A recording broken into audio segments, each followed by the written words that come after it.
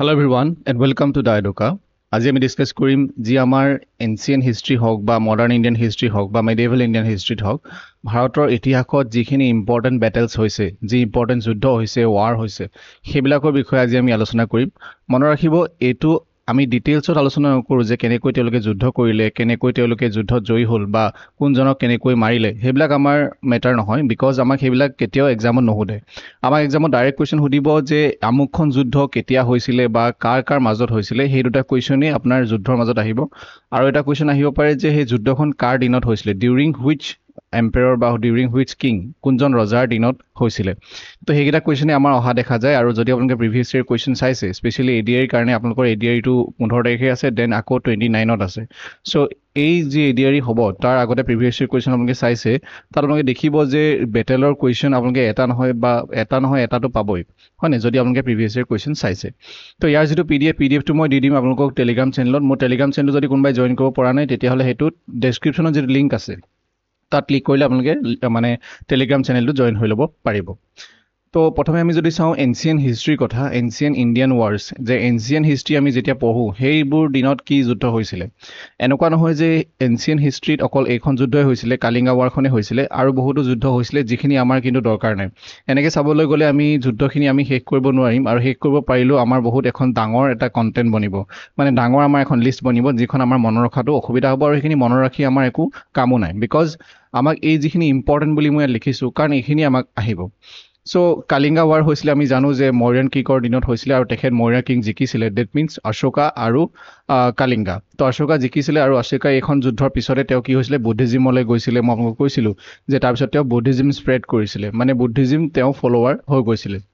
যুদ্ধ তেওঁ ত্যাগ কৰিছিলে কালিংগা যুদ্ধৰ পাছত এতিয়া ইয়াৰ সঠিক ডেটটোতো বাৰু জনা নাযায় তাৰপিছত আমি আহিছোঁ বেটেল অফ টাৰাইন এখন বহুত ইম্পৰ্টেণ্ট যুদ্ধ তিনিখন বেটেল অফ টাৰাইন হৈছিলে যে first battle of Tarain second battle of Tarain আৰু থাৰ্ড বেটেল অফ টাৰাইন 1191ত প্ৰথমখন হৈছিলে কাৰ মাজত হৈছিলে ঘড়ী মহম্মদ ঘড়ী বুলি আমি যাক কওঁ আৰু পৃথ্বীৰাজ চৌহান ইয়াত পৃথ্বীৰাজ চৌহান যদিও জিকিছিলে পাছৰখনত তেওঁ কিন্তু নিজৰ মানুহে তেওঁক ধোকা দিছিলে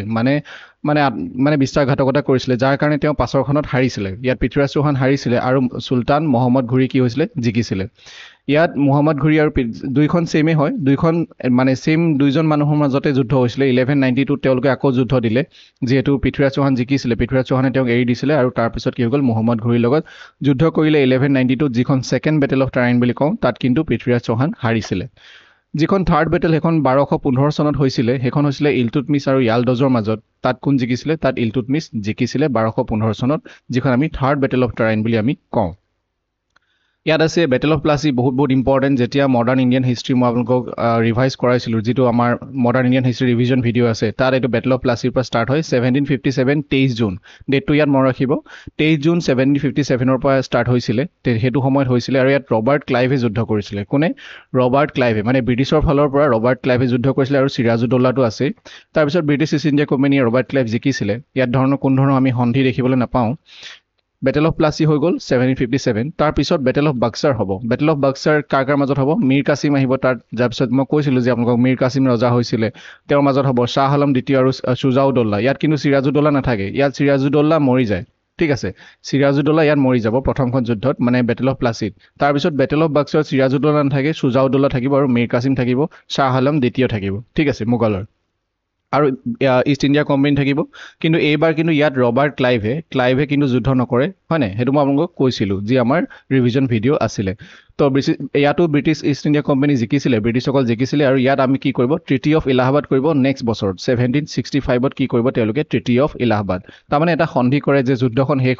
কৰিবলৈ আৰু যুদ্ধখন শেষ হোৱাৰ পিছত কেনেকুৱা ধৰণৰ চুক্তি তেওঁলোকে কৰিব যে কোনখিনি চুক্তি মানি লৈ পেলাই তেওঁলোকে যুদ্ধখন শেষ কৰিব সেই চুক্তিখনকে কি বুলি কোৱা হয় সন্ধি বুলি কোৱা হয় আৰু এইখনক এলাহাবাদত কৰা হৈছিলে সেইকাৰণে ট্ৰিটি অফ এলাহাবাদ 1765ত মনত ৰাখিব যে বেটেল অফ বাক্সাৰ শেষ কৰিবলৈ কোনখন ট্ৰিটি কৰিছিলে বেটেল অফ গোৱা হৈছিলে 1638ৰ পৰা 1639লৈকে পৰ্তুগীজ আৰু ডাচ্ছৰ মাজত হৈছিলে য'ত পৰ্তুগীজসকল জিকিছিলে এখন বহুত ইম্পৰ্টেণ্ট বেটেল অফ বান্দিৱাছ এখন হৈছিলে 1760 26 জানুৱাৰী তাৰিখে ব্ৰিটিছ ইষ্ট ইণ্ডিয়া কোম্পানী আৰু ফ্ৰেন্সৰ মাজত হৈছিলে আৰু ইয়াতো ব্ৰিটিছ ইষ্ট ইণ্ডিয়া কোম্পানী জিকিছিলে মনত ৰাখিব যে কোনখিনি জিকিছিলে কোনখিনি হাৰিছিলে আৰু ডেটটো মনত ৰাখিব বেটেল অফ বান্দিৱাছ বেটেল অফ চৌচা হৈছিলে বেটেল অফ চৌচা কাৰ মাজত হৈছিলে হুমায়ুন আৰু শ্বেৰশ্বাহ হয় নে য'ত শ্বেৰশ্বাহ জিকিছিলে তাৰপিছত হুমায়ুন পলাই পেলাই গুচি যায় 1539 26 জুন তাৰিখে এখন হৈছিলে 1539 বেটেল অফ চৌচা আৰু হুমায়ুন আৰু কাৰ মাজত আৰু শ্বেৰশ্বাহ চুৰিৰ মাজত ইয়াত আমি চাওঁ বেটেল অফ খানোৱা আহিলে তাৰপিছত বাবৰ আৰু ৰাজপুতসকলৰ মাজত বেটেল অফ খানোৱা হৈছিলে এখন যিখিনি ৱাৰ হৈছে ৰাজপুতসকলৰ লগত সেইখিনি কথা ইয়াত উল্লেখ কৰা হৈছে বেটেল অফ খানোৱা 1527ত হৈছিলে ৰাজপুতসকলে ইয়াত জিকিছিলে বাবৰে তাৰপিছত এটা টাইটেল লৈছিলে সেইটো হৈছে ঘাজি বুলি এটা তেওঁ টাইটেল লৈছিলে বেটেল অফ ঘাগৰা হৈছিলে 1529ত আৰু বাবৰ আৰু আফগানসকলৰ মাজত হৈছিলে বাবৰটো য'ত জিকিছিলে বেটেল অফ হালদিঘাটি বহুত ইম্পৰ্টেণ্ট 21 জুন 1576ত হৈছিলে ইয়াত মেৱাৰৰ ৰজা আছিলে ৰাণা মহাৰাণা প্ৰতাপ আছিলে তাৰপিছত মোগল এম্পায়াৰ আকবৰ আছিলে মানে যোনে যাৰ মানে মানসিঙে তাৰ নেতৃত্ব কৰিছিলে আৰু ইয়াত কোন জিকিছিলে বেসিক্যালি আকবৰ জিকিছিলে মানসিং জিকিছিলে ঠিক আছে এতিয়া ইয়াত কিছুমান তেওঁলোকে এই যুদ্ধখনক যিখন বেটেল অফ হালদিঘাটি এখনে বেলেগ নামেৰে কয় যেনেকৈ বেটেল অফ থাৰ্মোপাইলে বুলি কয় ৰাজস্থানত হয় অফ ৰাজস্থান বুলি কয় কোনে কয় কৰ্নেল টডে কয় তাৰপিছত আবু ফাজলে এখনক কয় যে বেটেল অফ খামনৰ বুলি কয় আৰু বাদাউনিয়ে কয় কি বুলি বেটেল অফ গংগোডা বুলি কয় গগোণ্ডা তো ইয়াত এইখন সেম বেটেল হয় একেখন বেটেলে হয় একেখন যুদ্ধ হয় কিন্তু ইয়াৰ নামবিলাক বেলেগ এজন ব্যক্তিয়ে বেলেগ নাম সৈতে ইয়াত মানে তেওঁলোকে প্ৰকাশ কৰে তাৰপিছত আমি যদি চাওঁ বেটেল অফ পানিপত এইটোতো আৰু আমি বহুত ফেমাছ হয়নে যে ইব্ৰাহিম লোডি আৰু বাবৰ মাজত হৈছিলে ইব্ৰাহিম লোডি আৰু বাবৰক মানে কি বাবৰক মাতি অনা হৈছিলে ভাবিছিলে যে বাবৰ গুচি যাব কিন্তু বাবৰ গুচি নাযায় এইখন যুদ্ধত বাবৰ জিকি যায় 1526ত হৈছিলে একচুৱেলি এইটো 1527 নহয় কৰবাত যদি 1527 বুলি পায় তেতিয়াহ'লে তাৰ আনসাৰটো 1527 হ'ব কিন্তু জেনেৰেলি 1526 হয় 21 এপ্ৰিল তাৰিখে হৈছিলে ফাৰ্ষ্ট বেটেল অফ পানিপত ইয়াত যদি আমি চাওঁ ইয়াত এইখন এনেকুৱা এখন যুদ্ধ বেটেল অফ মানে প্ৰথমখন যিখন পানিপতৰ যুদ্ধ এইখন এনেকুৱা এখন যুদ্ধ যিখন যুদ্ধত প্ৰথমবাৰ কাৰণে গান পাউডাৰ ইউজ কৰা হৈছিলে earliest battle in Indian history involve গান পাউডাৰ বা আপুনি বন্দুক বাৰুদ বুলিও আপোনালোকে ক'ব পাৰে তাৰপিছত যিখন ছেকেণ্ড বেটেল হৈ গ'ল তাত আমাৰ কোন আহিব আকবৰ আহি যাব 1556ত 5 নৱেম্বৰ তাৰিখে হৈছিলে ছেকেণ্ড বেটেল অফ পানিপত মানে পানিপতত হোৱা 2 নম্বৰ যিখন যুদ্ধ এখন হেমু আৰু কাৰ মাজত হৈছিলে আমাৰ আকবৰৰ মাজত আকবৰ আৰু হেমুৰ মাজত হৈছিলে আৰু ইয়াত কোন জিকিছিলে আকবৰ জিকিছিলে তাৰমানে মোগল জিকিছিলে থাৰ্ড বেটেল অফ পানিপতখন হৈছিলে 1761ত 14 জানুৱাৰী তাৰিখে এখন মাৰাঠা এম্পায়াৰ আৰু কিং অফ আফগানিস্তান মেনি আহমদ শ্বাহ আবদালি বুলি যাক কয় তেওঁ মানে তাৰ পৰা আহিছিলে আফগানসকল তো তেওঁলোকৰ মাজত এখন যুদ্ধ হৈছিলে মাৰাঠা এম্পায়াৰৰ লগত যুদ্ধ হৈছিলে সিম্পলি এইটো মনত ৰাখিব যে মাৰাঠা এম্পায়াৰ আৰু আহমদ শ্বাহ আবদালিৰ লগত এখন হৈছিলে 1761ত থাৰ্ড বেটেল অফ পানিপত আফগানসকল ইয়াত জিকিছিলে তাৰমানে আহমদ শ্বাহ আবদালি ইয়াত জিকিছিলে তাৰপিছত তেওঁলোকে এখন শেষ কৰিবলৈ কি কৰিব চুক্তি এখন কৰিব এখন হৈছে ট্ৰিটি অফ চুৰট নেক্সট কাৰ্নেটিক ৱাৰ বুলি কোনখিনি কোৱা হয় যিখিনি ফ্ৰেঞ্চৰ লগত যিখিনি হয় ইংলিছ আৰু ফ্ৰেঞ্চৰ লগত যিখিনি যুদ্ধ হয় সেইখিনি কি বুলি কোৱা হয় কাৰ্নেটিক ৱাৰ বুলি কোৱা হয় সো প্ৰথমখন কাৰ্নেটিক ৱাৰ হৈছিলে 1744 পৰা 48 লৈকে য'ত এটা ট্ৰিটি কৰা হৈছিলে সেইটো হৈছে ট্ৰিটি অফ এইক্স লা চেপেলি এইটো ট্ৰিটি মনত ৰাখিব যে কোনখন যুদ্ধ কোনখন কাৰ্নেটিক ৱাৰ শেষ কৰিবলৈ তেওঁলোকে কোনটো ট্ৰিটি কৰিলে হয়নে যেনেকৈ ছেকেণ্ড কাৰ্নেটিক ৱাৰ হৈছিলে 1748 পৰা 54 লৈকে ইয়াতো ইংলিছ আৰু ফ্ৰেঞ্চৰ মাজতে হ'ব গোটেই তিনিখন সেম হয় আৰু ইয়াত ট্ৰিটি অফ পণ্ডিচেৰী তেওঁলোকে কৰিছিলে এখন যদি শেষ কৰিবলৈ সন্ধিটো কি হয় পণ্ডিচেৰীৰ সন্ধি ইয়াত থাৰ্ড কাৰ্নেটিক ৱাৰ হৈছিলে 1756 পৰা 1763 লৈকে ইংলিছ আৰু ফ্ৰেঞ্চৰ মাজত হ'ব আৰু ট্ৰিটি অফ পেৰিছ কৰিব সো যিকেইখন কাৰ্নেটিক ৱাৰ আছে কাৰ্নেটিক ৱাৰ মানে হৈছে ইংলিছ আৰু ফ্ৰেঞ্চৰ মাজত যিখিনি যুদ্ধ হ'ব ঠিক আছে আৰু কাৰ্নেটিক ৱাৰ যিখন হৈছে সেইখিনি শেষ কৰিবলৈ তেওঁলোকে তিনিটা সন্ধি কৰিছে প্ৰথমখনৰ কাৰণে হৈছে এইক্স এ লা চাপেলে তাৰপিছত হৈছে ট্ৰিটি অফ পণ্ডিচেৰী তাৰপিছত হৈছে ট্ৰিটি অফ পেৰিছ মনত ৰাখিব এইকেইটা এংলো মাৰাঠা ৱাৰ কিছুমান আছিলে এংলো মানে ব্ৰিটিছ সেইটো গম পাইছে ইমানখিনিতো আমি গম পাইছোঁ পৰীক্ষাৰ ওচৰত পাইছেহি ফাৰ্ষ্ট এংলো মাৰাঠা ৱাৰ হৈছিলে 1775 আৰু 1782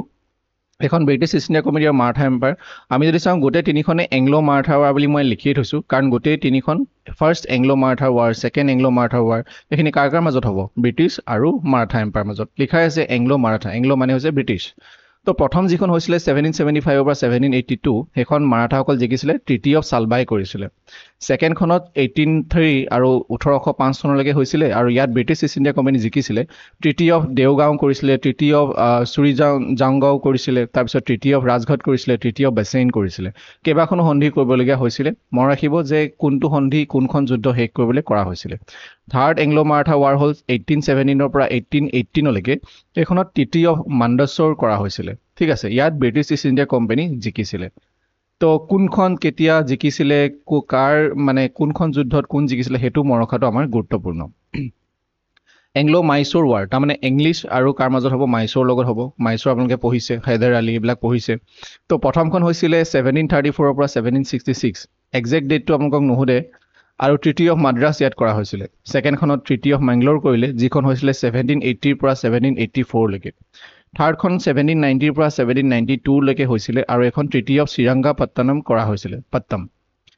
ফ'ৰ্থখন 1799ত হৈছিলে যিখন ব্ৰিটিছ ছাবজাগেটেড মাইচুৰ তাৰমানে নিজৰ অধীনলৈ তেওঁলোকে আনিছিলে আৰু গোটেই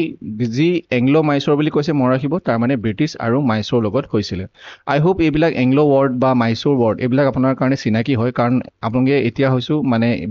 আপোনালোকে চাগে পঢ়িছে এতিয়া অলৰেডি আমাৰ এক্সাম ইমান ওচৰত আছে আপোনালোকে history Indian history modern Indian history এইবিলাক চাগে পঢ়িছে আৰু মই ৰিভিজন আপোনালোকক কৰাই থৈছোঁ চ' এইখিনি আছিলে আমাৰ বেটেলছ মনত ৰাখিব বেটেলছ আৰু বিদ্ৰোহ ৰিভল্ট বা ৰিভলিউশ্যন ৰিভল্ট এটা যেতিয়া কৰে বিদ্ৰোহ যেতিয়া কৰে সেইবিলাক যেনেকৈ চিপাহী বিদ্ৰোহ বা যেনেকৈ মুভমেণ্ট আছে নন কৰ্পৰেশ্যন মুভমেণ্ট সেইবিলাক কিন্তু ইয়াৰ লগত নিমিলাব এইটো হৈছে যুদ্ধ কি ইম্পৰ্টেণ্ট আমাৰ যুদ্ধ হৈছিলে কি আমাৰ ইম্পৰ্টেণ্ট বেটেল হৈছিলে সেই তাৰ ওপৰতহে আলোচনা কৰা হৈছে আৰু তাৰ লগত হোৱা সেইখিনি শেষ কৰিবলৈ হোৱা যিখিনি সন্ধি সেইখিনিৰ ওপৰত আলোচনা কৰা হৈছে এইখিনি আপোনালোকে যদি এক্সামৰ আগত পঢ়ি যায় তেতিয়াহ'লে আপোনালোকে লাভৱান হ'ব বুলি মই ভাবোঁ thank you everyone thank you for ৱাচিং দিছ ভিডিঅ' এণ্ড নেক্সট ভিডিঅ'ত আমি পুনৰ লগ পাম গুড বাই টেক কেয়াৰ